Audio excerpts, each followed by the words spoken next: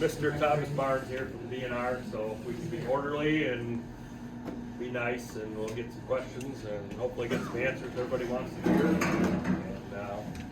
And a full roar to make sure everybody can get their questions answered, and we'll just get you as quick as we can. Mr. Barnes? All right, well, thanks for having me tonight. I was invited here to, there's a little topic about the expansion, to answer your questions that you guys have. I'm a unit manager from Grayling, where Camp Grayling has most of their properties within Crawford County, so I have been appointed by the director to be the point person for this expansion project as we move through and the public face. So I'm here to answer the questions that you may have and answer them to the best of my ability. So with that, I don't know, Todd, how you want to go about asking people for questions, but Who wants to go first? Anybody? Yeah. Go right ahead. Hi, I'm Linda Simpson, and we have a place on King Road between 3 Mile and the CCC Bridge. okay. When you did your introduction, you said expansion. Is it not a proposed expansion, or is it already? No, it's the proposal. It's the expansion proposal, yes. Okay, how far along is the decision? We're still, the director, it's on his desk to make a decision. Do you know when he'll do that? I wish I did. I have been thinking that I thought we would have had something by now. Okay. I was hopeful it would come before the end of the year, but it's in his time frame now, so I don't know when it will be. So what would happen is, so right now, we have gathered all the public information. We continue to feed that to them, public comments that have come in either through the interactive map, emails to myself, emails to the director, emails to the DNR Camp Grayling expansion. All those have been fed to him or are in his view, and he is now processing everything. And like I said, I don't know. I've sent emails continuously to say, can you just at least give me an idea of when it might be, and I haven't gotten anything back on it. Could we get those email addresses? Do you have them on a document that? I can at least write them down for you. Okay. They're if you go to our DNR website, they are listed there. Okay. If you go to www.michigan.gov/DNR managing your lands, there will be a tag for public lands, but I can get you the information. Okay, thank you. That's not a problem. David Person, what's the intended use for this extra land? Well, that would be a best question for the military to answer. From my understanding, it's for training and for their, looking at their electronic and cyber warfare. Okay.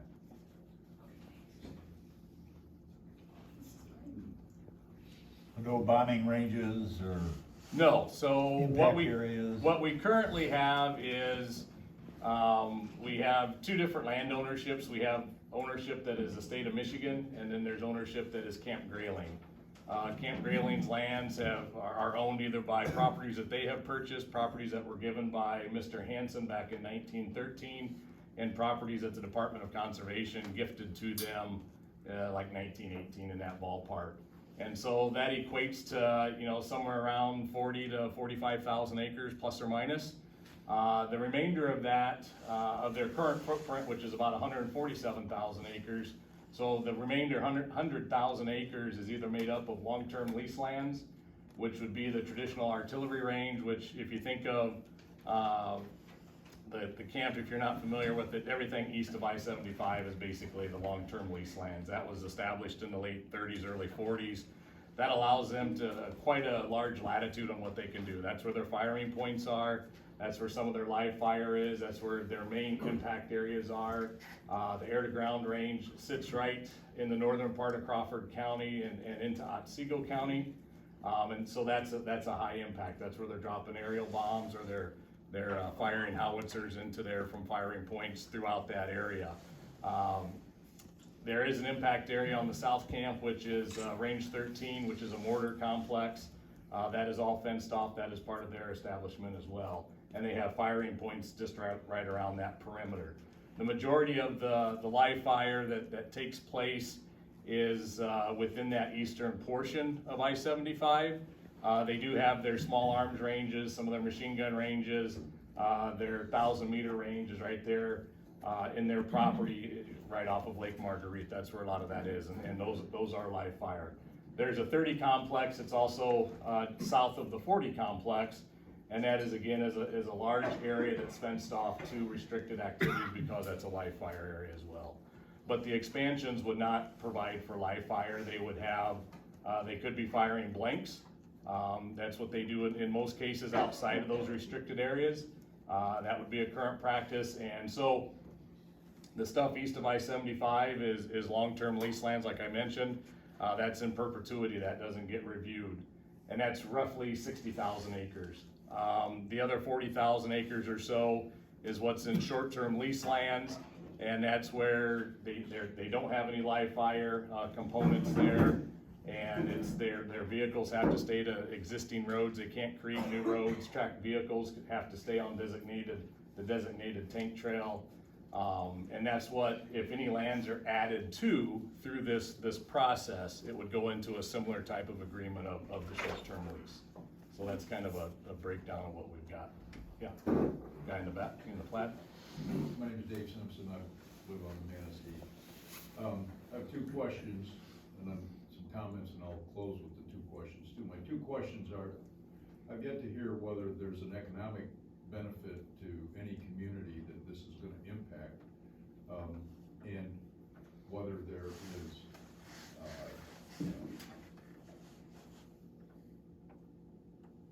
I'll get back to the second one. That's fine. What we see here, the way we experience the current occupation, I come from a family of veterans and we support the military. Every summer, there are bivouac fires every summer. It impacts the noise, and this last summer they added the Chinooks to the other helicopters. Our bird dogs are terrorized, nightly for weeks at a time. And since PFAS has been a gift that has come into Lake Marguerite, down Portage Creek and into the river, we've got no relief from that. No guidance, no anything other than we're kind of on our own. So I'm just wondering, what is the benefit to either the communities, or is there an economic benefit that is going to be, that we're gonna see or feel or sense from an expansion of what, to me, we kind of tolerate it because it's here, Right. It's been here, but it's a gift that keeps on giving. And to want to expand that's my issue. Yeah, yeah, and I can't speak, I deal with the land management. I don't deal with the economics to what it will bring or not bring. That would be better asked of the businesses and the communities. I know that has been a concern. There's concern over, what it could happen to property values, if this comes in. And again, I haven't seen anything that is positive or negative to it. It's the PFAS, that's something that, is an unfortunate, occurrence that happened because of the foam that they were using, and other airports across the country have used. It's hit that area, and so some of the things that is difficult from my perspective, is they have their own ownership, so I can't control, or the DNR can't control what they do on their own ownership. The PFAS was at the airfield, which is under federal ownership. That's not under our control. A lot of municipalities use that foam during that time until they realized that PFAS was an issue. So, in some cases it's been removed. Other airports are still using it. So, it's one of those unforeseen occurrences that have happened, and all we can do is learn from it and try and mitigate it as best we can. I also sit on the Natural Rivers Experience Board. Yep. This kind of flies in the face of everything that we do to maintain the integrity of the river. Yep. And, it's with the traffic and what it does to the roads out where we are. I mean, we're full-time residents. Right. And we do our best to coexist with it. The idea of it being a greater impact, is really not floating my boat. Yeah, you referenced, fires, that is one of the hazards that we have, and the military is a starter just like the regular citizens. I mean, that's our number one cause of fires in Michigan is, people either burning brush or, kids playing with matches and things like that, or big kids playing with smoke grenades and things like that. It is part of it, and it is, all that is something that, I'm sure the director is taking under, advisement when he's looking at this. And the PFAS, like I said, the Eagle, environment, Great Lakes, and, I forget what their, DEQ is how I know them as. They're taking the lead on that type of the cleanup and the regulation there. So, they do have a RAB that they're working with to try and mitigate it. It is a tough situation, and it's an unfortunate one, for sure. So, yep. Yes, on this white paper that was put out, Tom, you and I have talked on the phone several times, because where I live here, the internet isn't great. Okay. You can't look at that map. I would love to get a copy of that map for people to be able to look at.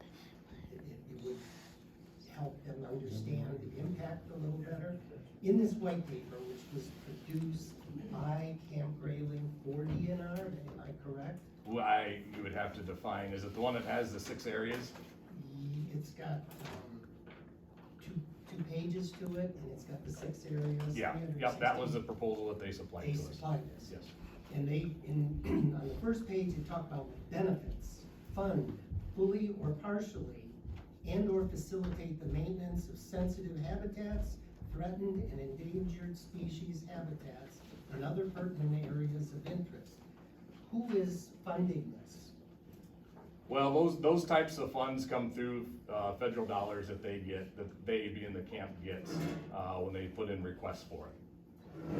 Which is ultimately taxpayer dollars. And who is monitoring how that funding is being used? Will it be to DNR's discretion, or will it be Camp Grayling's discretion? So for example, Camp Grayling, we have an MOU with them to do all their prescribed burning.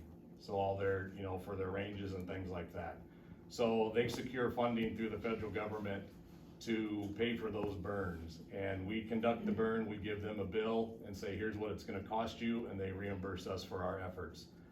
We have another area which is down along the Portage Creek area. It's a wet sand prairie complex, which is a very unique complex to Michigan and to the world, really.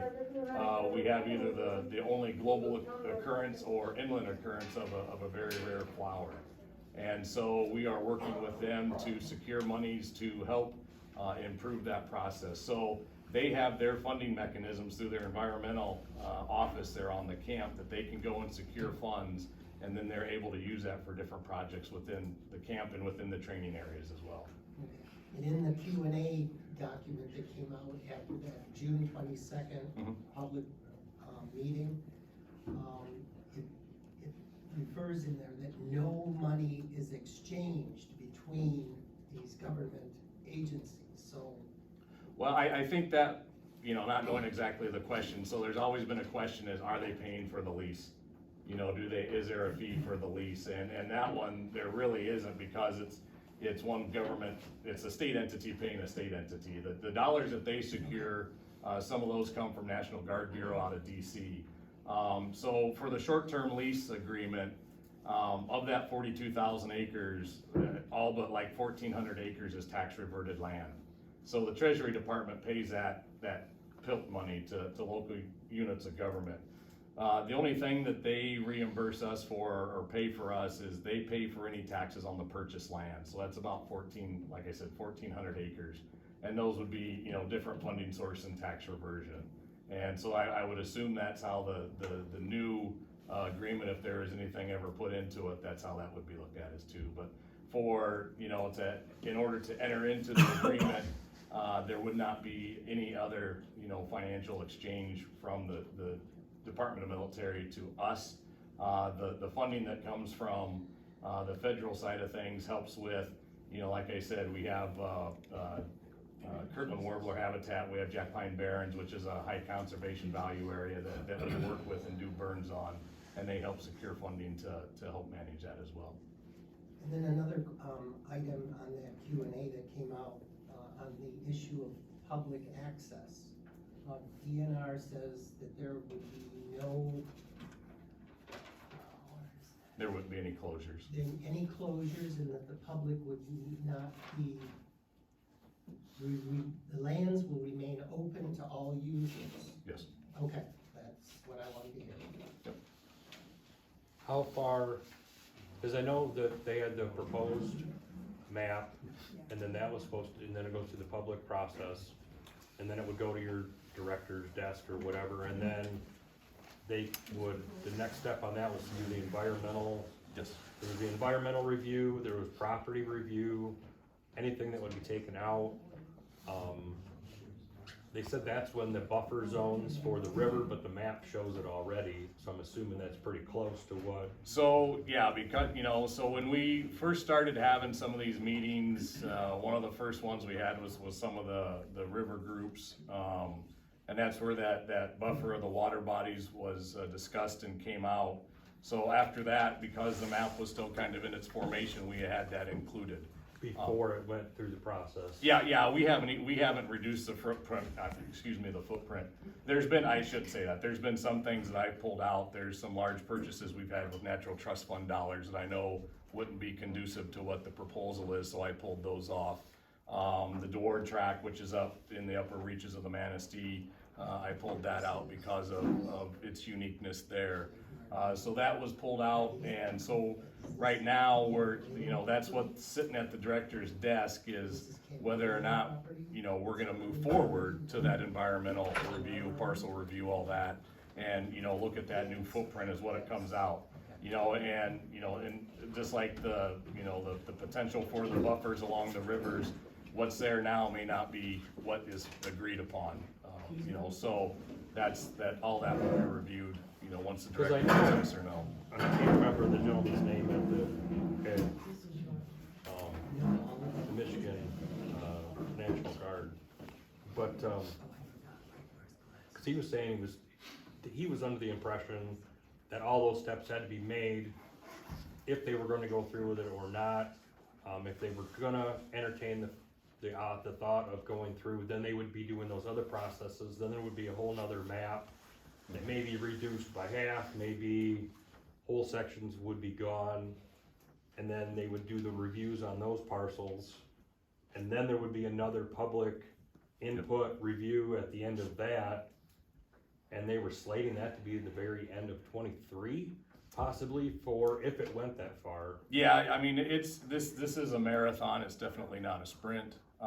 So, what's gonna happen is, like I said, we're still waiting on the decision, and whenever that comes out, either if he says no, it's over with, we go on. If it's yes, then we continue into the next phase, and that's where, it'll be starting to be put out to the different divisions, fisheries division, wildlife division, parks and rec, to have them evaluate it through their staff. We'll be looking at the parcels that are going to be included in it, and looking at those funding sources, whether it's tax reverted, whether it's state game fund, whether it's natural refund, trust fund, all the different funds that we have and what restrictions there might be there. We'll be looking at, critical habitats, the Kirtland warbler habitat, and see if there's anything, is it conducive for the training? If it's not, is there any mitigating factors that could see the two cohabitate? If not, then that gets removed out. So once we get it down to a paired, or I'll say a second draft of a footprint, if you will, the director will give his nod on that. That goes to the military. They have to do their own EPA, environmental protection review of that, NEPA review, I should say. So that will be their process, and that will be open for public comment. They'll have a 30-day period on that as well. So there'll be other opportunities if we continue to go through this, that there'll be more, opportunities to have public input, and the public comment period is not closing. It's gonna be open the whole time through the process.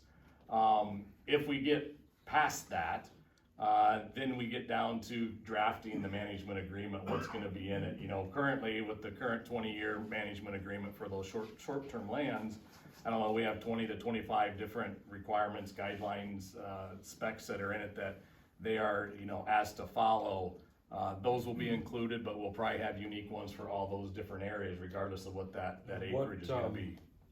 And that would also buffer what part of your agency makes sure that those guidelines, rules are followed, and what the detriment or what, I guess, how much teeth do you, I mean, you're still the owner of the property, you're Yep. leasing it, but you have the teeth to enforce, Yep. to stop actions or to make sure that they do.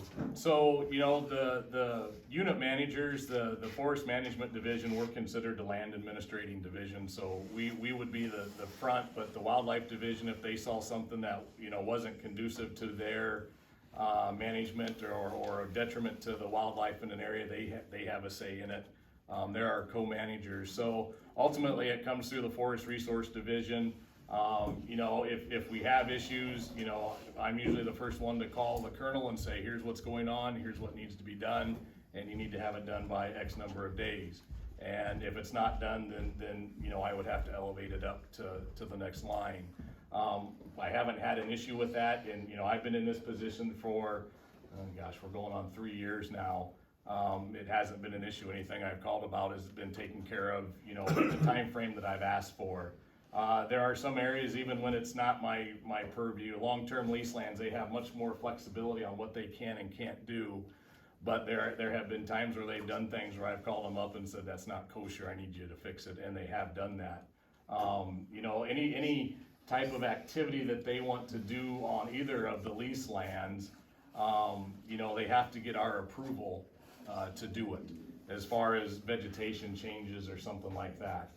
And another example this year, you know, they wanted to do some heavy groundwork to remove stumps for the paratroopers to prevent injury. It was out. They still have to follow the same rules as Yes. Joe Schmo Yes. landowner, Yes. so they don't get a pass on doing whatever they want, they still have to. I won't say they get a pass. Obviously, because they have the right to use the lands, they're allowed to do things. But, you know, say for example, if their staff want to get, cut firewood, whether it's on cantonment or whether it's on our lands, they have to get a permit through us or through the camp. So, yeah, they are held to the same regard as any other leasee or individual that has a use agreement with us. You know, and it's up to, you know, oil and gas, all that comes back through our office, so. Sorry. Next, go ahead. Why is Michigan so interesting to the Washington National Guard and them having to- That's I a mean, question the for the Police National Guard to Department, you have answer. North Carolina, you have, you know, we all got this flyer from Sierra Club, Mhm. pre-stamped in it. And it even tells us all the places that already exist for National Guards in other states. I'm just, if you could input on that, why all of a sudden there's an interest in Michigan? What's so unique about Michigan that they want to develop more training in our area? Well, you know, all I can address is, you know, Michigan's National Guard and the camp's been around for over 100 years. So, you know, they've had a long existence here. Outside of that, what draws people here, that's a better question for the military to Because answer. this area is not urban. No, Okay. Well, maybe that's why it's more, could be. because there's nothing here, but. I would submit one reason, it may not be the best reason, but they have, the ability to train in all domains, you know, ground, air, sea, cyber, and so that is appealing. There's not too many training areas that have, that capability for the military. I would back up and say, I don't disagree with that, but my name's Mike McNamara, I live in Grayling, and I'm very opposed to the expansion. But I'd also say that there's 147,000 acres that they currently have. The majority of that land is only used barely 115 times a year. And if my numbers are off, call me a liar, but I'm really not. So I'll say that there's questions asked before, Fort Benning, 60,000 acres. Fort Lewis, 89,000 acres. Some huge forts out there that they could already use. Yes, they're not cold weather, but I will say that if they're not using the land that they have currently, then why would we give them any more? And I would also say that it's been really downplayed, but there are a number of for-profit businesses that are being courted and attracted to Camp Grayling for testing and development. And the key to that is, if they test at a non-testing facility, they don't have to report all their findings to the contracting officer. And what that means is they don't have to share their failures, they don't have to share their successes. And the other part of that is, what do they do when they walk away from a project? Do they leave stuff on the ground? Do they bury stuff? There's no oversight of what soldiers are doing, let alone what's really happening with these contractors. And I'll leave that alone for now. And the contractors that he's referencing, they do their training on grounds that are owned by military. So it's in the restricted areas. They do have some that they do in the long-term lease areas, but again, that's all within the purview. The short-term lease, the expansion, you know, there's no, they don't do that currently on the short term, and that's probably one of the things that will be added to the expansion, is it won't be allowed outside of that. So it does happen, but like I said, you know, having that ownership, I can't tell them who can come and go on their property. And just like I can't say what they can bury and can't bury on their property, that has happened over the, you know, in the years. On whose property? On the military But property. it's still our property, isn't it? No, it's No, not, but the expansion area is still the public's property. the expansion area is, yes, but for the outside entities that come in and train, they're training on Camp Grayling owned property, owned by the military board. That's not owned by the state of Michigan. No, but what But about if they do it on the expansion? No, area? that's what I'm saying, within if we ever get to that far, I'm pretty sure that's gonna be one of the stipulations, is that will not be permitted. I actually have another question too. It Sure. might seem very stupid, but I'm a property owner within this expansion area, and I found out about it on Facebook. What was done to let property owners know that this expansion was even going on to begin with? Because I talk to people every day that are property owners in this area, they don't even know. I swear to God, every day I talk to somebody, they don't even know what's going on yet. Right. I make them aware of it every day. What was done to let us know this was even considered to begin with? You know, the best that we can do, it's like a lot of our, you know, major decisions, it's put out through our social media and on our website, and that's the avenue that they took. And, you know, That's really sad. well, it is, it's not the best, and, you know. Go check the internet connection out in the middle Oh. of Camp Grayling, see how good it is. Well, I know, How many people it's no actually have different with that me, access? you know, I mean, yep, think I about understand that. Go ahead, I understand that. Yes. If you're bored one day and you decide, well, heck, I think I'll just check out Camp Grayling. My name is Jim Knight. I'm from Garfield Township, and I just want to let you guys know that the county commissioners have all signed a resolution to this, so has the road commission. We have 5 townships within Kalkaska County, mine included with Bear Lake Township, that oppose this. Now, I will tell you this, that I found out about this proposal on June the 8th through a DNR email.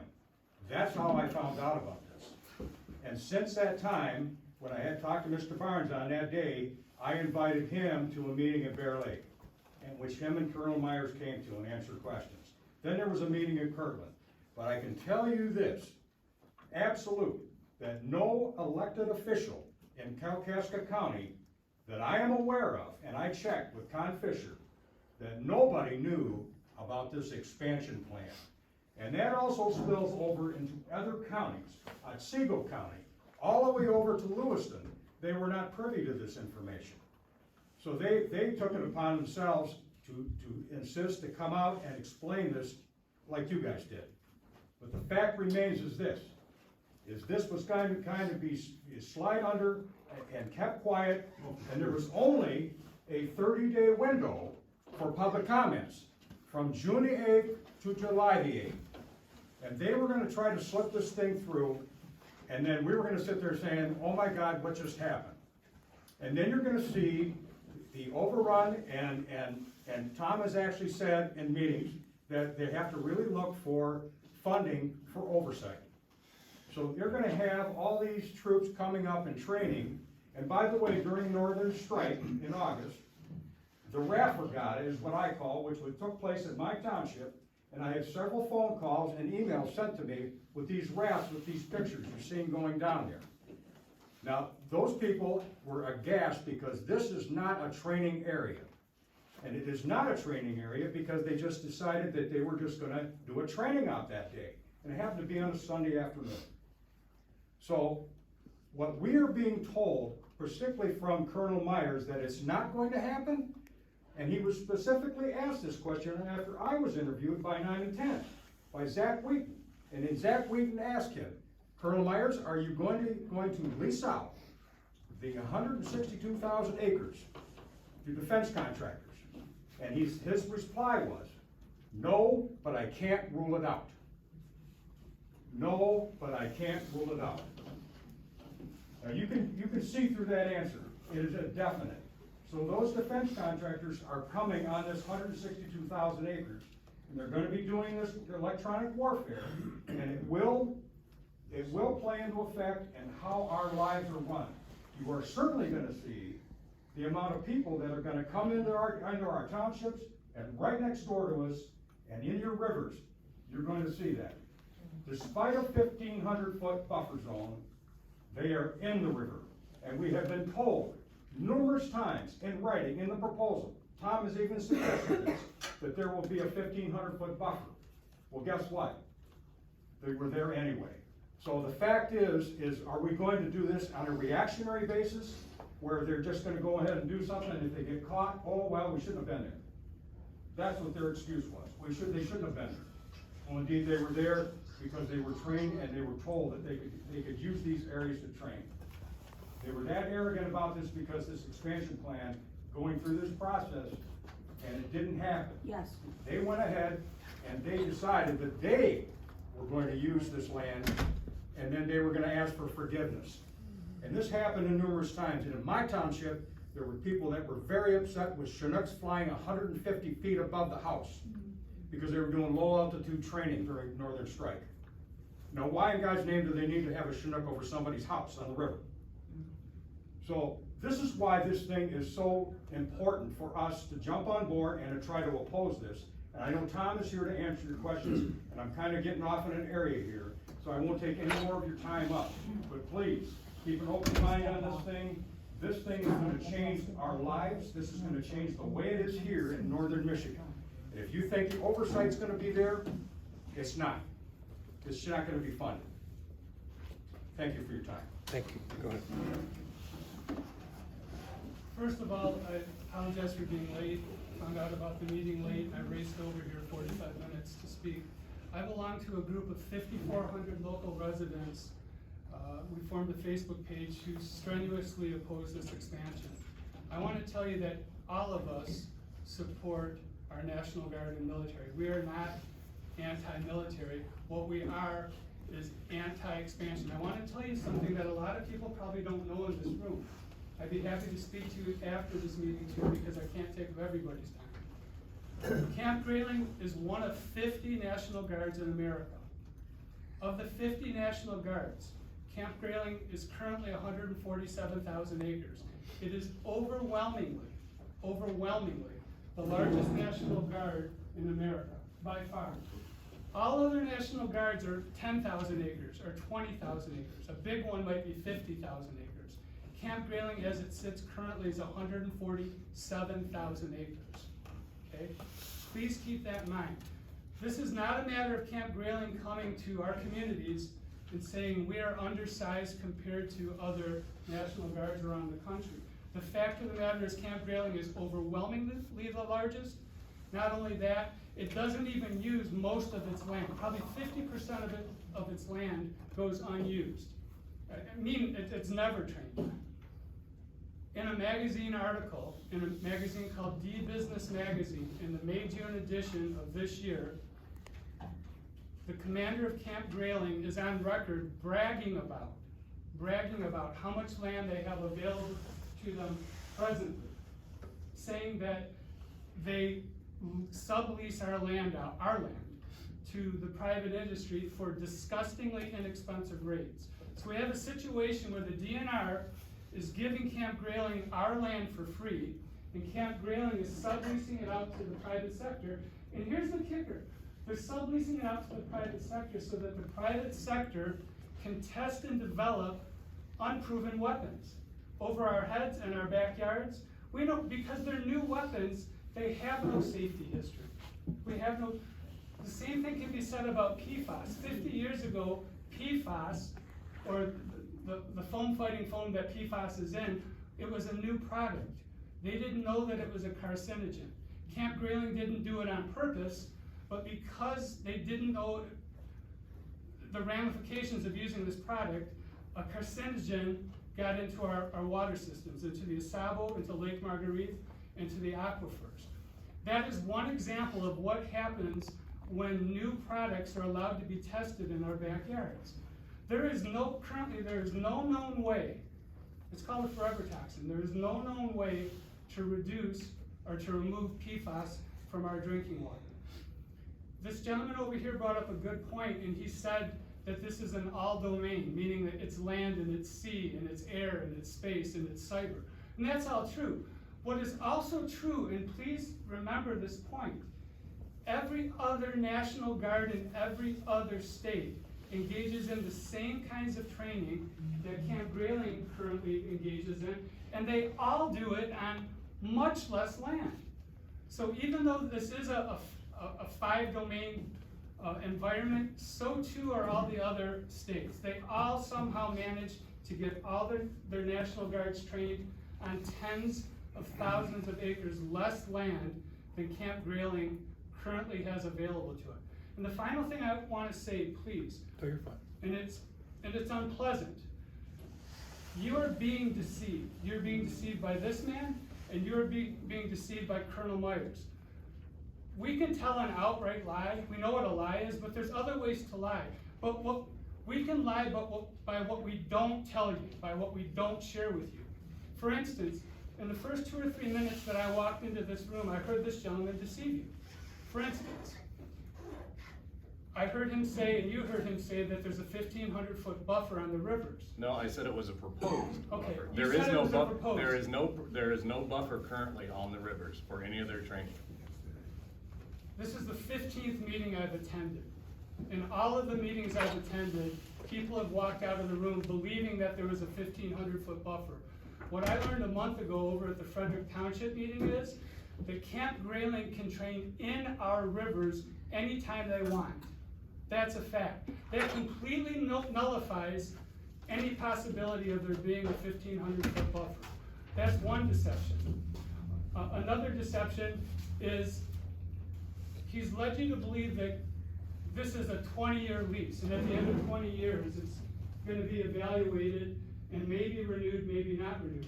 What you need to know is that in the 107-year history of Camp Grayling, there's never been a lease that hasn't been renewed. So they may call it a short-term 20-year lease, but what this is actually, it's a forever lease disguised as a 20-year lease that's going to be perpetually renewed. Another fallacy is the DNR stands up here before you and says that they have the ability to keep Camp Grayling within the guidelines of the lease agreement. That's bullshit. It's bullshit. He doesn't have that ability. He might have the ability to tell Camp Grayling to go clean up the garbage they left out in the woods or to fix the road that they've destroyed. He might have that ability, but if he walks out into the woods and finds that Camp Grayling has dug a 100-foot hole out in the middle of your woods and has been filling it with toxins to hide it rather than dispose of them properly, he does not have the authority to yank Camp Grayling's lease. The only person that does ultimately is the governor of the state of Michigan. So he can go report to his big boss, the DNR Director, what he's observed out in the woods.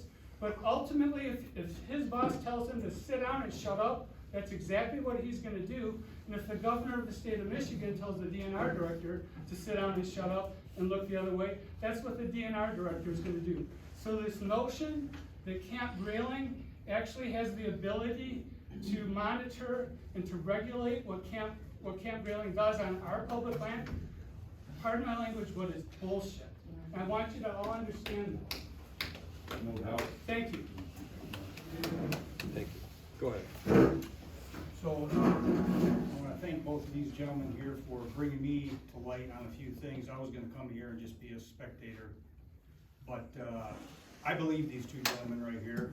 I don't believe politicians, local politicians sometimes. But, I think it's time that the state of Michigan take Camp Grayling back totally. Because PFAS in the Manistee River, our aquifers and everything like that, I think that's a poor stewardship of our lands.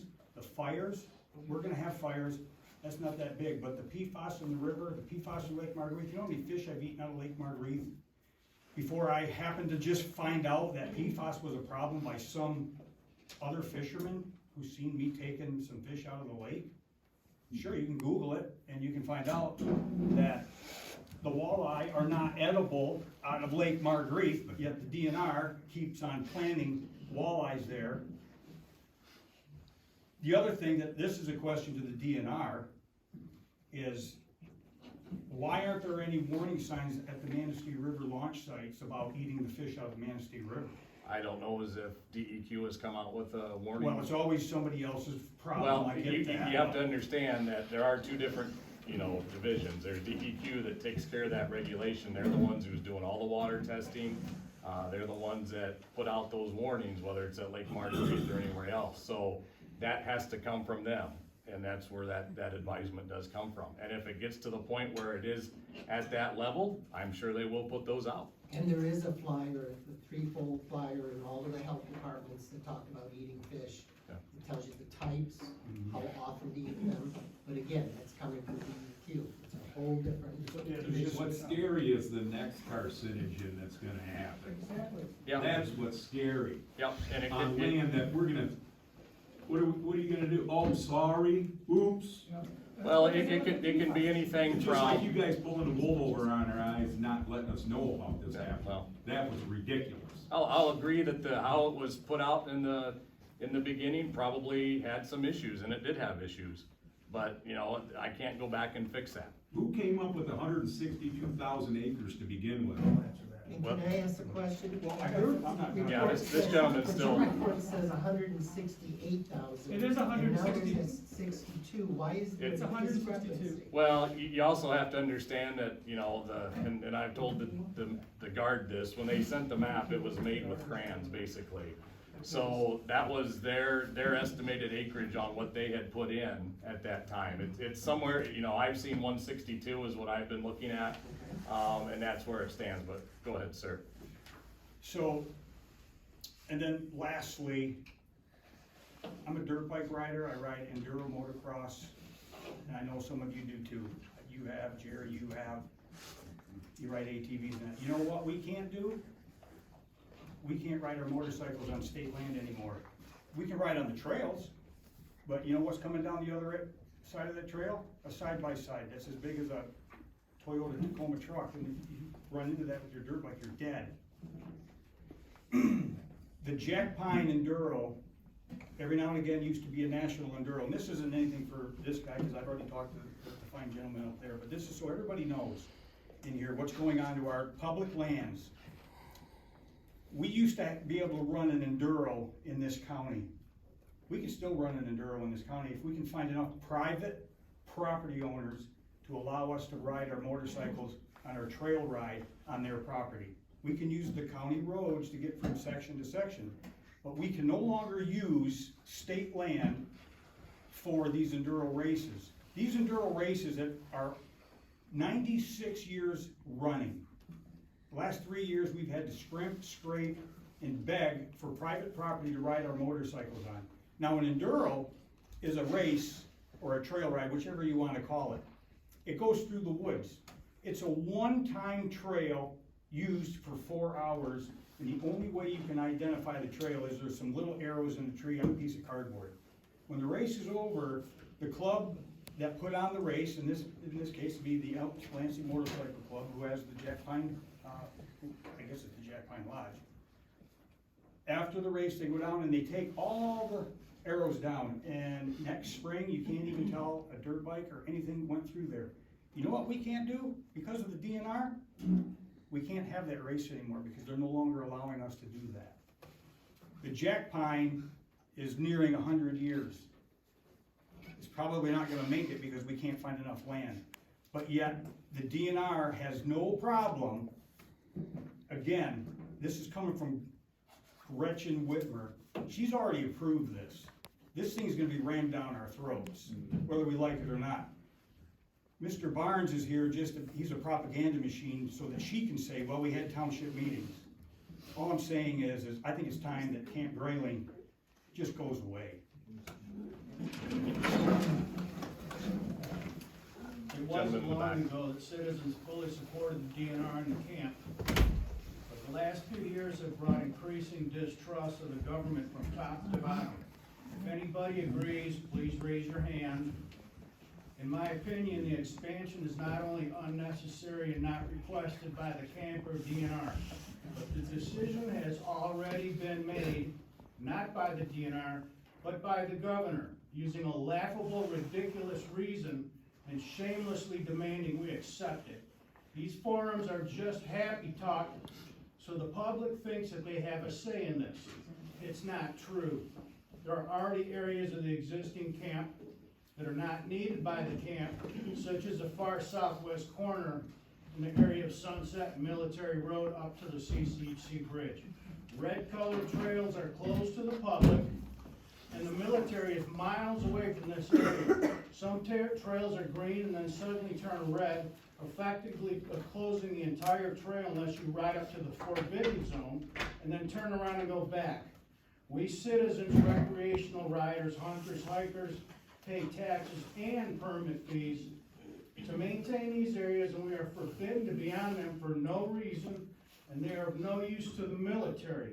If we are caught on them by DNR LEO, it's up to the mood of the officer whether to write us up, even though they are not posted. Will the miles of newly confiscated trails and areas be red or green? Will your spoken guarantees of non-closures and restrictions be in writing or not? It's time not to take more from us, but to start giving back our public recreational land that is not needed by the camp. If the camp needs some extra areas for the time, the public will be happy to help. You don't need to own it. We don't trust a word our government says anymore.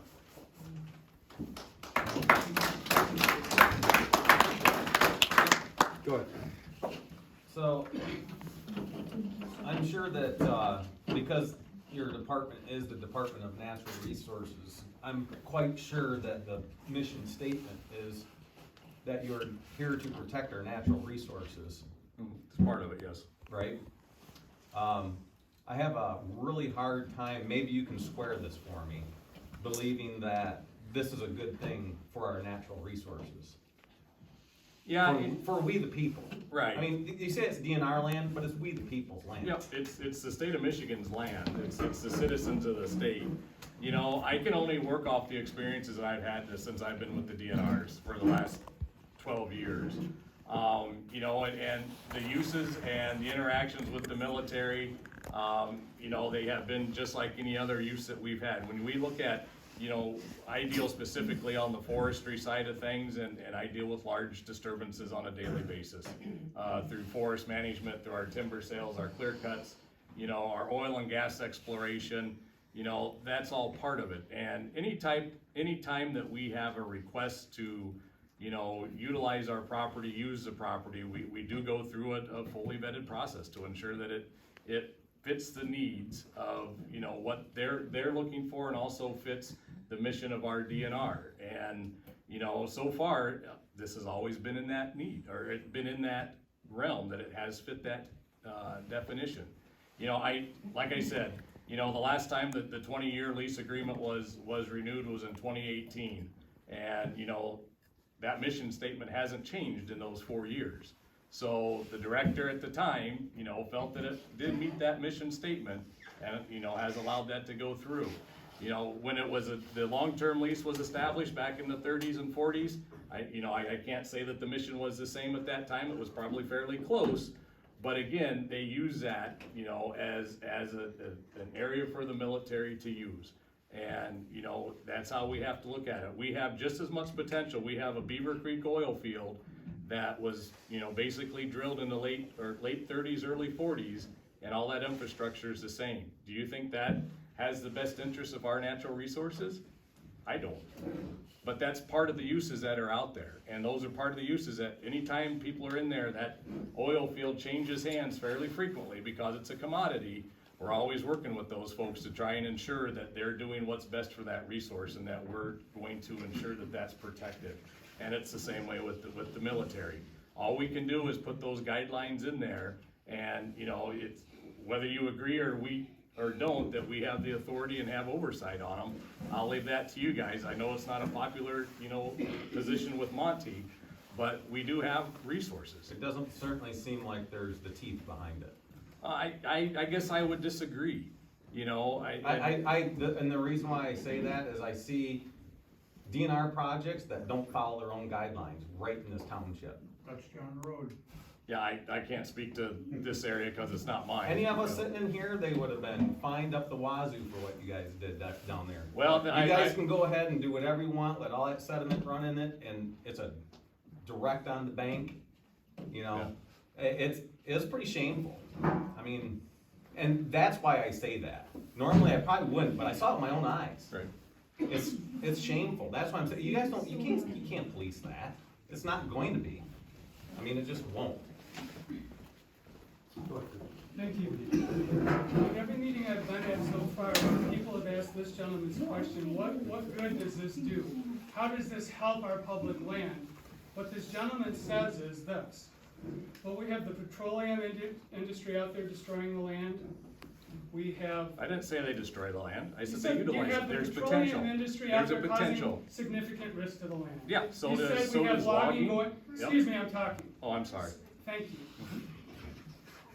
What he does is he cites terrible examples of the way in which our land is currently being used.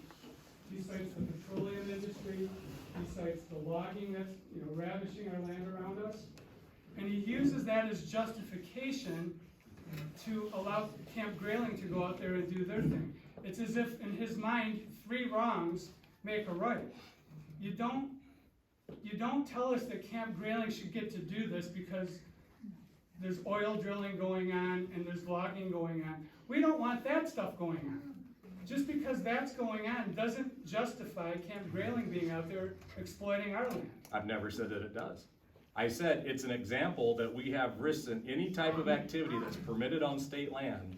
There is a risk that goes with that and allowing that permit. So let's not let another risk onto our public land. That's Because fine. the military is a massive risk. Google, anybody, Google what % of military bases around America are contaminated. Do you know that like 90% of them are? Has anybody heard the Camp Lejeune commercials recently? Anywhere the military is engaged in its operations, it's bad news for the land around it and the citizens around it. I've watched them pull rounds, mortar rounds out of rivers. They're there trying to find something valuable and they pull a mortar round out and then they get a ticket because they're there fishing. I mean, that's so, No, yeah, you're I right. know what you're saying. I get that. And I, you know, like he said, the trust is absolutely eroded, and especially the last couple of years. I have one other thing I want to say, and I've been wanting to say this for 15 meetings that I've attended. I'm deeply disappointed in you, Tom Barnes. You are supposed to be our advocate. Anybody that attends these meetings, anybody. If you weren't wearing the shirt you were wearing, and if you didn't identify yourself as part of the DNR, anybody would think that you are a representative of Camp Grayling, because you sound like a lobbyist for Camp Grayling. Whether you realize it or not, whether you accept it or not, that's how you're perceived. You're supposed to represent us. We employ you. We employ the DNR Director. You're supposed to be asking these questions on our behalf. Instead, you're up there trying to justify why this isn't a risk, why Camp Grayling should be allowed to do this. I'm deeply, deeply disappointed in you, and I wanted to say that to your face. Thank you. And I appreciate your sarcasm. Yep. So you stated that the governor has already approved this? You stated No, that? somebody else. That's the perception. Yeah, that's the perception, we don't know that's a Okay. fact. That's what I believe. That's what you believe? I believe that, yeah. Well, if she didn't, we wouldn't be having these meetings, right? I mean, look at line 5, she's like on that, but this is destruction of our natural resources. We're having meetings that are nothing more than, I feel, is propaganda, so that she can say later on that, well, you had the town hall. Well, If she was against it, he wouldn't be here, we wouldn't be talking. But he just went through earlier. But he's a DNR official, his boss is telling him to be here. no, see, that's something you need to clarify. I don't ask for these meetings. Well, it's This your is a job. meeting that is reached out to by the township to us. Right. I'm not scheduling these, I'm not going out saying we need to hold this to put this information out. Other than the June 22nd meeting, that's the only meeting that the DNR has formally held. Don't you think that's a problem in itself? It Don't you is, think it we is. should be going to the people? It is, but again, you know, I Boy, that sounds like you're trying to sweep it under the rug. no, I don't, you can, Or your department head or whoever leads you, right? That, to me, it should be a very open and public thing, and if you're saying, oh no, we're not trying to call these meetings, you know, it's the will of the people is maybe trying to, why is the will of the people trying to call these meetings? Because we feel like, you know, it's getting swept under the rug, things are being hid from us. It's a Friday data dump, that's what it feels like tonight. Seriously. Thank you. Yep. So, I'm not opposed to the Camp Grayling thing at all, but if people that are, and we're doing all these meetings or anything, we're never going to have a say in this anyway, right? It's never gonna come to a vote, it's never going That's to, right. I mean, we can oppose it or go for it all we want. We, the people, are never going to have a say in this at all. Right, not with the current procedure or process that the DNR has. With this, it falls with the director, yes. And the state of Michigan can decide After the to, phone call from the I'm governor. speaking, I'm sorry. thank you. The state of Michigan can decide to lease the state land to anyone that they choose, can they not? You know, the laws have changed and, you know, that's part of what this is being looked at and to see if it is within the legal rights to do an agreement like this. But if some other but, company, if yeah. other, you know, They have the project comes potential. in, they have the potential yes. to lease it to Yes. anyone to do anything on that Correct. state land. Yes. My other question is, I am the treasurer of this township, so I know about PILT.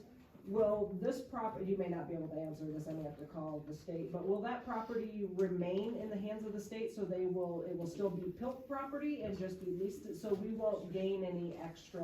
No. Okay, that's what. No, so the property still stays under state ownership. They are just another user of that So it land. still stays as PILT and we still receive the money as the Yes. PILT money, Yes. we don't lose it. No, No, nope, it's still built. thank you. Yep, Jim. Okay. There's some suggestion here that this is a done deal and there's nothing we can do. So let me address that. So right now, there's information with our group, which, by the way, there's 18 or 20 organizations and associations that are in opposition. From Sierra Club, all the way to the Anglers of the Assault, and many, many more. Plus there's townships, from all the way from Lewiston, all the way to here. Up now, Otsego County down to Roscommon that are opposed to this. Well, I'll say this about this legal aspect of this, is I believe this will end in litigation, because this is a violation. In our opinion, this is a violation of the Michigan State Constitution. And it states right in there that leased land, it is not to be leased out to anyone. Public land is for the public. And right now, it's being leased out, and even that's probably illegal. But it states right in the Michigan Constitution, which we have copies of, and it states right in there that they are not, the DNR is not to be leasing lands, especially subleasing lands, to the guard who's gonna sublease it to a defense contractor. So if it indeed goes to litigation, which I believe will, that is a clear violation of the state constitution. Yep. Mr. Barnes, do you know the governor's position on this topic? Is she for it or against it? I have no clue. No clue? Nope. You haven't heard nothing at the water cooler or? Nope. No? Nope, I just get to come to these meetings and get beat up. will she actually have the final say? I mean, who gets the final say if this goes through? That's a good question. I don't, you know, you know, when you look at how things are, she's the head dog. You know, she is the top leader in the state. You know, she has her cabinet or governor appointments, so they work for her. And, you know, as Monty has said, you know, the one thing that we probably agree on is that direction, and if she wants it to go through, it'll go through. If she doesn't want it to go through, it won't go through. You know, the director will give his input on it, and then you go I from would there. like to answer this gentleman's question, because I know the answer to it. His question was, is Governor Whitmer aware of this? And I can tell you definitively, yes. In late 2019, December of 2019, she appointed the Adjutant General of the National Guard of Michigan. His name is Paul Rogers. Her appointee, Paul Rogers, is the person responsible for this proposed 162,000 acres. So the gentleman that she appointed, Adjutant General Paul Rogers, is responsible for this proposal. So she is absolutely aware of this. He asked if I knew her position. I know she's aware of it. Well, Okay. obviously she's had 3 years to shoot it down if she wanted to, because it's not like he's went for 3 years and not discussed this matter with her. That I can't answer. Well, I can. I mean, common sense You were- would you tell were you. there? Common sense would tell you that he didn't go 3 years and not report to Okay. the governor of the state of Michigan. If you don't see that as being common sense, I can't help you.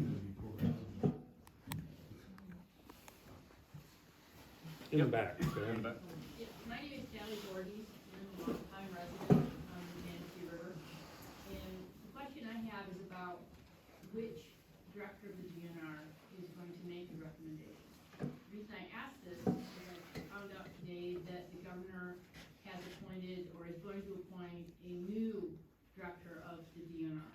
So the emails that I've been sending to the current director of the DNR, do I need to start sending them to the new proposed director of the DNR? So there's the DNR _ camp _ Grayling email address goes to the director. Doesn't matter what person it is, it goes to the director. I've been emailing the director. Yeah, and trust me, the person who was acting in place of the DNR director, if you haven't seen the emails, so the governor came out today with a or I guess noonish, came out with an announcement that she has shook up her cabinet. So the current DNR director, Dan Eichinger, is now the acting director for DEQ or Eagle. While they go through that restructuring, Shannon Lott, who is the deputy director of the DNR, is moving into the acting position for the DNR director. So Deputy Director Lott has been fully engaged with this proposal. She's very much up to speed on what's going on, and I can get you her email address because like right now, emails that are going to the director to his state email, Dan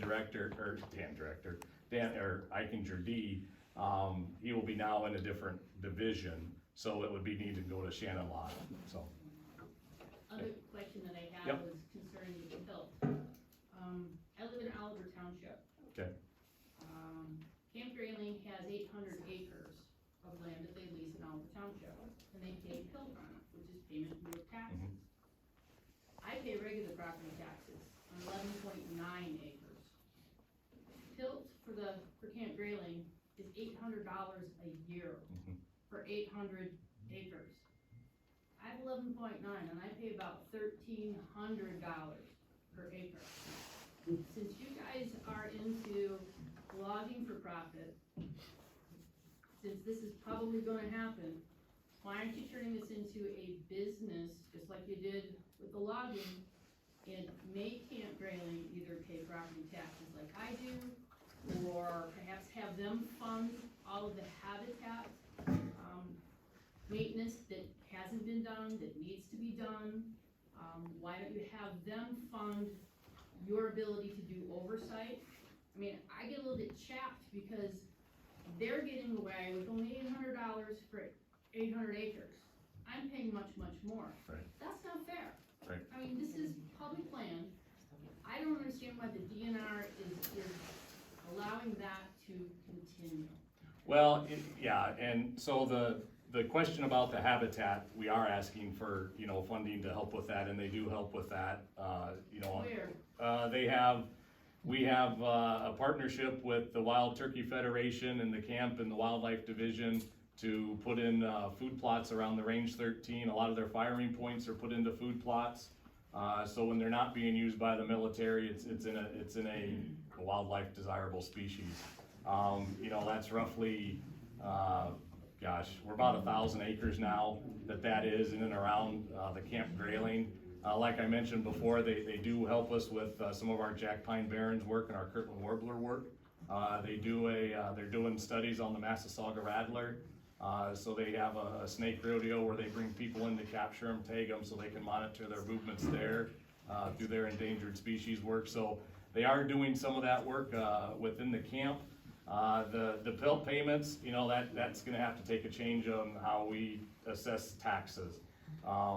You know, it doesn't, I won't speak to the military side of it, but new tax laws went in, property tax laws went in. So it used to be if we ever acquired new property, it just went to the PILT tax.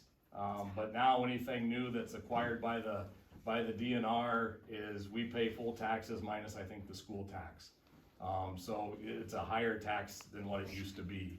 And I don't know if that's applicable to, the military, if they buy their own property, if they have what their tax bracket is, because I don't deal with that side of it. But from our side, any properties that we are purchasing, and I forget when that went into effect, it's been within the last 10 years that has changed, that we are paying more than just a property, the PILT tax on it, to help out, so. Yeah, you pay everything but school tax on the PILT, yes. Yeah. Yep. Yes, sir? I wasn't aware about the change to DNR directorship. That's an old game, an old strategy. Shell game to move the guy that. Yeah, timing, it really. Was in charge, and then you bring in somebody, you bring in the round-eyed assassin, and then have them make the dirty decisions, and then you execute him. Yeah, my game. first email when I saw the announcement was, what the hell does this do with this proposal? I would like some answers. Bring in, You know. She did it with, I don't know if it's this governor or the previous one, did it with Department of Human Services. Yep. Brought in a guy that didn't know squat, had him make a bunch of changes, and gave him a golden parachute and sent him away, and he's a rich man, and we got stuck with the decisions. I would like to speak to that. Before I came to this meeting, I spent an hour and 15 minutes on the phone with Lansing today, speaking with one of their officials. And what he or she told me was this. Although it seems like the current DNR Director, Dan Eichinger, was moved over to Eagle or the DEQ, that might not happen until after January 1st. So he very well might be making this decision still. Before he goes, yes. And we're hopeful of that, because here's why. For the last 5 months, thousands of us have been sending letters at the DNR's request to Dan Eichinger. Not only have we been doing it, but sportsman groups have been doing it, municipalities have been doing it. So the person I spoke with today told me, in no uncertain terms, that we have had an impact on this, that the decision hasn't been made yet, and don't necessarily buy into, because I'm like you, I think this is the oldest trick in the book. I was told today, don't buy into that it could be Dan Eichinger who still makes this decision. Yeah, those changes are, well, her press release said January 1 was when it was taken effect. Hey, Tom? Yep. Couple questions. How many of these meetings have you attended? Approximately? Probably a dozen. A dozen? Yeah. Have you, out of those dozen meetings, what percentage of the public was for this expansion? Oh, it's a pretty staggering number. You would be surprised, but it's probably less than 1%. So. Of the people at the meetings, yes. So the people at the meetings, Yes. okay, Yeah. thank you. Yes, sir. I'll probably get fired over this, I'm the fire chief here in Garfield, but, I got 49 years in a fire chief, and I think I know what I'm doing. we had a fire here about 3 months ago on the end of military. Camp Grayling started it. And we got there first, and the DNR got there second, which was shorthanded that day. We had to get somebody from the DNR out of Roscommon. Yep. And thank God we had Steve Cameron. Yep. And now I understand we lost him, Yes. and we got a guy that's temporarily running his job, and he Yep. doesn't really want it either. I'm just hoping we get somebody good like Steve, cause So am I. Steve is top notch. Yep, he was a very good 50 to have. Well, anyhow, that fire that day, Camp Grayling finally did show up with 2 brand new trucks, looked like they come right out of the box. They were brand new Kenworths. And then they finally they were last getting there. Right. Then they showed up with a D6 cat dozer, which the guy had absolutely no idea what he was doing on top of it. Correct. I do excavating for a living, and I kinda know how to run a dozer, I think. Been practicing. But anyhow, he was in there for a few minutes and he bulldozed the evidence that Camp Grayling started it with. Then the guys from Camp Grayling came out and wanted to know who did that, which you guys didn't do it. Right. Camp Grayling did it themselves. And then he parked the dozer and left. We were there for 9 hours. Yep.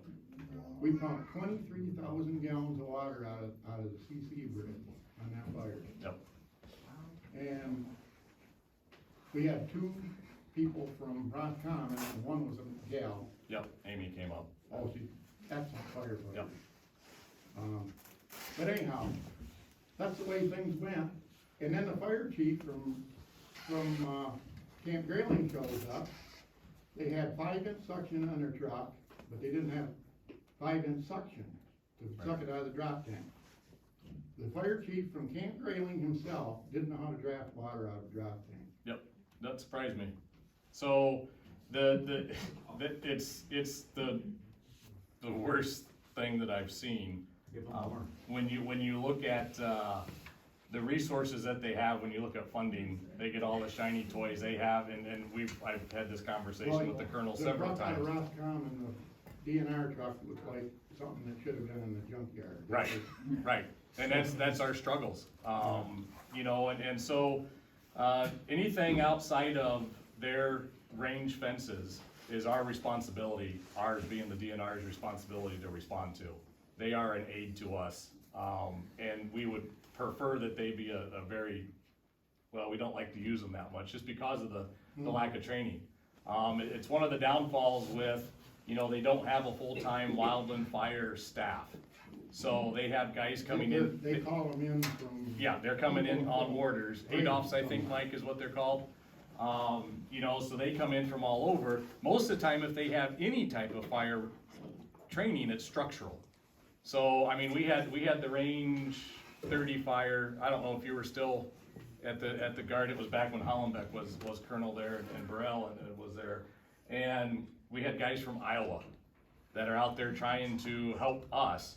And it's the best thing we can do is say, sit in your truck and stay out of our way. Correct. You know, what we have done, we did draft and wrote a huge wildfire plan for the military, outlining what they need as far as personnel and equipment. Now, unlike a lot of things, typically you'd have the personnel and then it's a struggle to get the equipment. It's the other way around with the military. You look in their fire barn and it's really sickening when you look at the equipment that they have and they don't have the training to operate it. And I'm very clear with the colonel on that, you know, until you get people that are qualified, you shouldn't run any of this stuff out, because they're gonna get somebody hurt themselves more than anything. Sir, They have 2 brand new Peterbilt. Oh, yeah. Yeah. And they're beautiful trucks. Yep. Last year, they got 2 brand new Internationals. Yep. They let them sit out in the yard and freeze up. They're over at CSI with frozen pumps. Most of their equipment's at CSI most of the year. Yeah. And I joke with them because, again, that's a lack of training. And, you know, and we would kill for that type of property. Yeah. You know, and we have worked with the military to get, some tools. We have an Ignis drone, for example, that we can use to help do some of the prescribed burning on the impact area, so we don't have to take personnel in, but we can drop, they call them dragon eggs, which is basically a ping pong ball with a accelerant in it when it's on a timer, when it hits the ground, it goes. You know, so we have utilized some of that, but when you look at their firefighting stuff, yeah, I agree with you 100%. I've been very public about that is an area that they are severely lacking, but I wanna stress again, that's not their responsibility. When it's outside the fences, that's us. We allow them to work inside the fence because they know their infrastructure, they know what's in there. Once it gets outside the fence, then it's our time to go. My point is if they can't handle what they got, what are they gonna do if they get all this other? Right. Well, it's gonna fall on the DNR. It will still be the DNR's responsibility for being the number one, respondent to those fires. Everybody has a bad day. You Yep. guys Oh, yeah. had a bad day, Yep. evidently, everybody was in training. Yeah. And we have bad days, Yeah. that particular day. Bear Lake had a bad day, Yeah. they didn't show up with anybody. Right. We I mean, called them. and you look at the firefighting world, it's a struggle all over. Oh, I know. Every volunteer department's having a tough time getting people in. You know, we're having a tough time with, you know, people moving to different jobs and getting qualified people to come back in. So it is a struggle. That is a concern, you know, but it's out there. Yeah. You seem to know a lot about this fire that happened, and obviously Dave knows a ton about how this, you know, about the fire. So what did cause it? They were doing a smoke operation. Little parachute thing. Yeah, you know, so the camp utilizes luminaries, you know, they send up, it's a flare. Some of those can come down and cause fires. They use smoke grenades, you know, if it's a dry condition, some of those can, you know, cause a fire. You know, it could be anything as simple as a careless, you know, soldier with a cigarette or anybody else, you know, so I believe it was military start, there's no There was no controlled burn that they No, it were wasn't a doing controlled burn, it's that. part of their training exercises. Okay. Yep. Who pays for the fire, They- like our fire department, all the material that they use, how does our fire department get reimbursed? They should be billing the military. Do we build the military? Yes, we did. Yeah, That would be a I know that one for sure, Did because we? we build them too. Okay, So that I one, I yes. was just wondering. Yes. So you know, most townships that have, Camp Grayling within their township, a lot of them have MOUs, you know, for the first 24 hours is, you know, you're working on your own dime. If you go past that first 24 hours, then everything's reimbursable. We have that same type of situation with the Forest Service. When you know, they have their planes in Gaylord. If we call them in to help put water on it the first 24 hours, we don't have to pay for that, but if it goes into extended attack and we use them the next day, then we have to start paying for that usage. But that's the way most of the municipalities are working. And if you don't, I would recommend that you get one put in place. Good back. I've got a question. The Manistee and the Osavo are under the Natural River Act. That pretty much tells me what I can and cannot do with my property that's on the river. Is there anything in the Natural River Act that would dictate what the National Guard can and cannot do within the Natural River corridor? Not just the river itself, but within the corridor? So when the event happened with the recon unit and their Zodiacs going down the river, they were my first call. When I got the call on Sunday, I sent emails out to the Natural Rivers contacts that I have, said here's what's going on. I also emailed our division chief, I emailed our director, and I got hold of our attorney generals as well, because I needed to know what was there. And what is there anything that can be done to get, you know, help hold their feet to the fire, if you will. Everybody reviewed it, and the fact that, you know, they did put it in at a launch, you know, they used public sites to get in and out of, they deemed there was nothing that was in violation, because when you think about the Natural Rivers Act, if they would have slid down, you know, just off the road and put everything down and destroyed the bank, that would be a violation of the Natural River. But they used the... There is nothing in the use section of the Natural River Act that would prohibit them from using the river Correct. as a training. Correct. That's from them, that's, you know, and... So I can't do crap with my property, with the guard county. As long as they use the public access, you know. Yeah, I was surprised, I figured that was my card, but that didn't turn out. Well, then all that does to me is it just tells me that the state is more interested in putting constraints on what I as a private citizen can do to this land than a huge entity like the National Guard. Yeah, I can't, yeah, I and think that's, absolutely absurd. that's something that I would strongly urge you to bring up with the natural rivers to say there needs to be something changed. I'm on the board for Calcasieu Right. County, so yeah, this is Yeah. gonna be a topic. Yeah, so, Go ahead. Folks, I wanted to remind you that Camp Grayling is currently the largest National Guard training facility in America, bar none. There is no justification whatsoever for them to more than double their size. I want to remind you that if this lease agreement is approved, you can kiss this public land goodbye forever. This is not a 20-year lease, this is a forever lease. So I'm asking you to think about your children, I'm asking you to think about your grandchildren, because this is gonna affect them as well. And you can make a difference here. Thousands of us have sent emails to the DNR Director. We could tell you again what the email address is. If you're like me, you won't remember it when you get home. All you need to do is Google it when you get home. How do I contact the DNR Director? It will provide you with an email address. And just, if you oppose the expansion, as thousands of us do, just send a 2-sentence email saying, I'm reaching out to you to let you know that I strongly oppose the proposed expansion. That's how you can help this cause.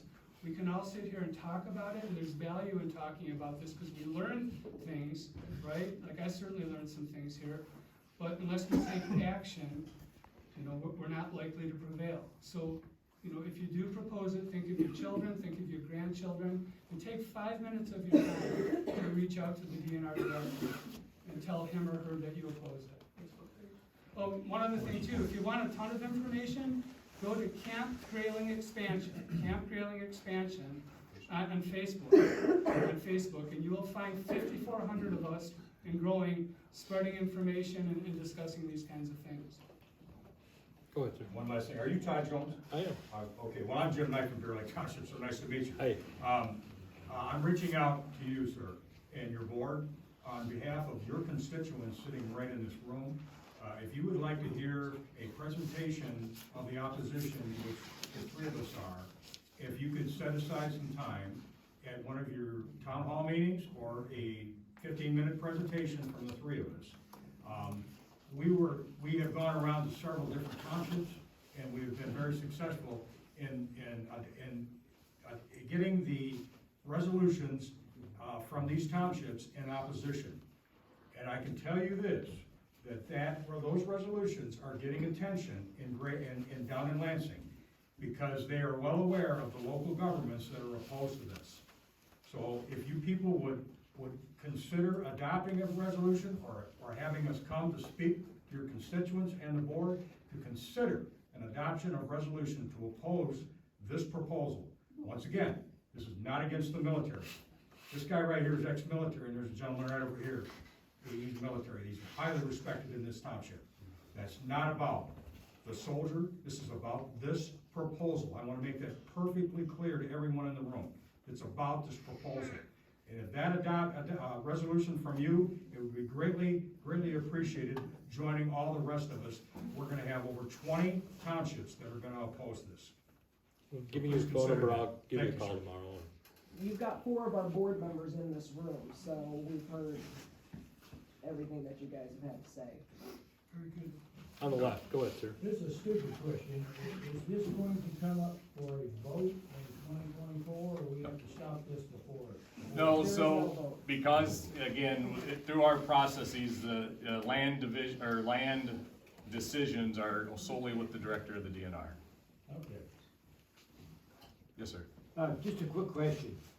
How much of this land that you were talking about getting is personal property right now? None. It's all state owned. It's all state owned? Yeah. Okay. It's just surrounded by private homeowners, that's all. Well, private homeowners, I mean, are they in yours, would they be in this new? They would not, the training would not be able to take place on private property, no. Who's gonna make sure that doesn't happen? What's that? How close to private property? All around it. Yeah, I mean, right now, I mean, currently, when you look at the current footprint, we have the private property and military, you know, lines that are our property and private property joins each other, so, you know, there is that potential. Yes, sir. So I've seen that map. I don't know if I've seen an updated map, whatever, and it's been probably 3 or 4 weeks since I've seen that map. It looks to me, and correct me if I'm wrong, and I'm only able to look at this township because this is the township I've lived in for so long. It looks like Camp Grayling wants every single piece of state land in this township that they don't already have. Is that accurate? I don't believe it is. No, we're 85% state land in Garfield Township. And how much of that is in the new taking? Not all of it, no, there's no way. I can get Todd to break down on what it would be. Okay. It's a lot. I goes right by my house and then It's a lot from South Sharon Road south and then to the west. There's not a whole lot on the north of that wasn't in that portion until you get over to Oliver but it's a lot. Sandy, From go what I ahead. could see on the map, it pretty much took in all the state land from South Sharon Road down to Morristown or to Wexford County, and all the way over to the Manistee River. It crosses the river and goes over towards Smithville. You'll need to be online. So if this change takes place, it will be in your backyard. It will be in your backyard. Yep. And once this change takes place, this land will never be the same. It will never be the same. I can give you an example of what kind of neighbors the military are at times. To do that, They're, you'll need to be online. They landed helicopters on private property and up off of Meekum Road. And the man who lived there went out to his hayfield and asked them what they were doing, and they said they were on maneuvers. And said, well, this is private property, and they said, well, call my commanding officer, and they went ahead and did what they needed to do. I mean, it's kind of like the wild, wild west, you know, out there. So you can have private property and property that's for this use next to each other, but it's, in the field, it's a different story, and there's nobody out to enforce it, you know.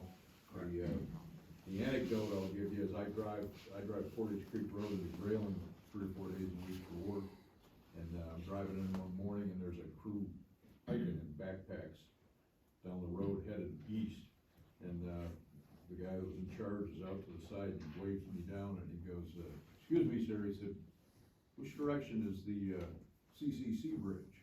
And I said, that way. And he goes, about face. And they were, so with all the technology and everything, you know, it still comes down to figuring it out. I have something, thank you. I have something to share with you. Here's another fun fact that hasn't been shared with anybody. Presently, the restricted airspace that is granted to Camp Grayling is east of I-75. It starts roughly in Grayling and it goes to about the south end of Otsego Lake. When they engage in their air operations, that's where it all takes place. That's why over here, you don't regularly see a lot of aircraft activity. The exception is during the northern strike at the end of August every year. So think of how much air traffic you see over here during that 2-week period. What they do is they go through the FAA and they get a special provision where they can basically fly wherever they want. Here's what you're not being told. As part of this expansion happening, Camp Grayling is going to expand, not restrict, expand its airspace from east of I-75 all the way over to US 27. Which means all the air traffic that you normally see in that 2-week period in August for what they call Northern Strike, that's gonna be your regular. So if you're used to sitting out on your deck or by the river and experiencing the sounds of birds and peace and quiet and enjoying all the things that we live here for, that's about to change. Yeah, and that hasn't been shared in these meetings. So a big component of this isn't just the land that they're getting, it's gonna be the airspace over the land. And as this gentleman over here was saying, that in turn allows them to use the all domain, where they can use the air and the space above it. Is So- that a different proposal, or is that in, No, cause the that's- DNR doesn't control the Yeah, sky, the so I DNR mean, is The that a DNR doesn't- different? Correct, the DNR does not control the airspace, but that question has been posed, and they've denied that it's going to happen, except that there's a 63-page strategic plan for Camp Grayling. It's available online, and in that strategic plan for Camp Grayling, what it does is it delineates what's gonna happen to Camp Grayling over the next 3 years, 5 years, 10 years, 20 years. In that strategic plan for Camp Grayling, they call for the airspace to be expanded. So I just wanna let you know that. What hoops do they have to go through? FAA. FAA is the Yeah, one, through the FAA, but again, it's the military asking for it. So if you and I were asking to have airspace created for us, the answer would be no, but because it's the military. So the first step in them getting this airspace is to get the land. And then once they have the land, they could say, you know, FAA, we've got all this land, 250 additional square miles, and we would like to expand the airspace over it. So then get used to all your Chinook helicopters and your fighter planes and all the other things. Question, I don't know if anybody. Go ahead. So does that mean as private, landowners, that our land is more or less worth nothing once No. this happens? Less. That's what I kind of thought. Yep. So I'm trying to give my granddaughter, my great-grandson, a wonderful place to live. My husband and I worked 30 years for to get up here. Mhm. We've been here for 28 years. I wanna give it to them. I'm giving them a horrible place to stay if I do that. Because the military's coming in. Yeah, people have that concerns. I've lived near the military training my whole, in the time I've been in Grayling, and I will say that my property value isn't less than when I bought it. So, and I am next to a square mile, KW clear cut, and that doesn't seem to impact the values in my area. So I can't speak to that. I don't think that the values of the properties surrounding the current footprint of Camp Grayling have diminished either. But I don't know that for a fact. but they've been, Township assessors can answer that. But they've been that way for years and years and years. I would imagine your property value would go down. Yes, you're absolutely right. The Because- desirability factor would be, there's a realtor behind me here. It's that not could gonna, it's not probably gonna testify to that. increase. I mean, you know it's not gonna increase. No, the desirability factor for this lady's property, how many people are gonna line up and be there, because it's not here yet. Where Tom lives, it's been going on, so it's accepted. And now that's what we're facing here, accept this new change and whatever comes with it. I'm not against military. I come from None of a us are. family. No, none of us are either. But this is not. No. Start taking from the people when they had the largest camp in the United States is wrong. There's so many other places they could do this. Going outside of our backyard would be great. Yes, sir. What is electronic warfare? You would have to talk to the military. That's their purview. Do anybody have any? Yeah, absolutely. You probably not gonna You be need to able talk to to answer this this man, right? question, but do you know why specifically the military is asking for, why do they need so much, why do they need to expand Camp Grayling? All I can go with is what they propose for the distance for the new training that they're looking to do. Which is what? The electronic and their cyber stuff. So they can't do that in any of these other camps around the country, cause they need more space to. No, they No, absolutely do. that type of training I do believe is going on in other, camps around the country. I think it goes back to what Jerry talked about, with them trying to do their all domain to allow them to do all that training simultaneously. But again, that would be a better question for the military to answer. There is no study, there's no Army regulation, there's no doctrine that shows that they need this space. None, zero. None has been brought up. I've researched it. We've asked this question at the 13 or 14 other meetings that I've attended. There's absolutely no Army regulation, military DOD regulation that says this. This is, again, I believe this is all because of private contractors, developers, research, testing, equipment. So if they push some soldiers out of the current lands where the contractors wanna be at, then that's overflow for the troops to train on, not But again, there's no electronic warfare regulations that say they need additional 250 square miles on top of the 230 that they already got. They got distance from Lewiston all the way down to the south, down to this area. They already have that distance. They're just asking for more mass. They try to pretend that they need more distance, but honestly, it's more mass, because the minute they get the mass, then they go up and get the airspace. And evidence of that is every other state in America, their National Guard has vastly less land than Camp Grayling currently does, and they're engaged in cyber warfare and electronic warfare, what this gentleman was calling electromagnetic warfare. Electromagnetic warfare is bad medicine. They've been studying it for 50 years. It's tied to various cancers. What electromagnetic warfare is they shoot high-intensity, focused, either radio signals or microwaves, things like that, and they shoot it into the air for the purpose of disabling, for instance, the navigation system of a plane, or to disable the communication system of the enemy. But the problem is they're shooting it from me to Tom Barnes. They're also shooting it over all your heads, and it's tied to leukemia, it's tied to bone cancer, it's tied to uterine cancer, infertility, brain cancers.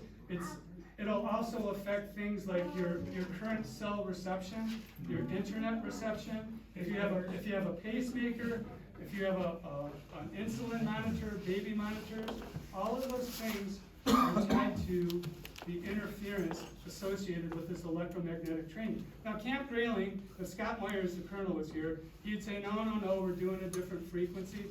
But the thing is, it's gonna happen, and you'll have no recourse because you'll have no way to prove that it's happened to you. This Havana syndrome, some of you have seen the news maybe 4 or 5 years ago, where there were diplomats in Cuba that were targeted by a microwave signal. Once again, the perfect weapon, because it can't be proven where it came from. Those people struggle today, cannot continue on in their jobs, but that is electronic warfare they're talking about. That's the dangers of it. When that signal's been put out, and let's say it's 5 miles, what happens to the environment, the wildlife that's in its path? And let's just say it goes beyond the intended target and it goes to your house, or your grandkids are sleeping. That's how dangerous this electronic warfare is, especially when it happens in our backyard, and this close to us. And there's no reason for it. Camp Grayling already has the largest training facility in America. They have more than enough room to engage in electromagnetic warfare training right now. They don't need an additional 254 square miles of your public land. The reason, we follow the money. Somebody is gonna benefit, either the private sector with the testing and so on. Absolutely. So we follow this up the chain, we follow the dollar signs up the chain. There's our way of life is really being bargained away for testing of weaponry or whatever. So there's an answer to this at some level, but I got a feeling that it's probably between Lansing and Washington. Well, defense contractors have very deep pockets, that's all I'll say. Well, if anything, I think we've all got a lot more information than we had before we came today. And I think we've got an opportunity to network and people to do your own due diligence and do your own research and see where it comes and where it goes. And hopefully we'll have another opportunity to find out where this is gonna go, and we'll see what everybody needs to do for your next step to get the answers that we need, so. The invitation still stands. I'll give you a call, or give me your number and I'll give you a call. Thank you for hosting this. Thank you so much. Thank you, everybody, and have a good night. For anyone who missed the meeting, this will be posted on YouTube on the Camp Grayling Expansion Facebook page, so they can review if they weren't able to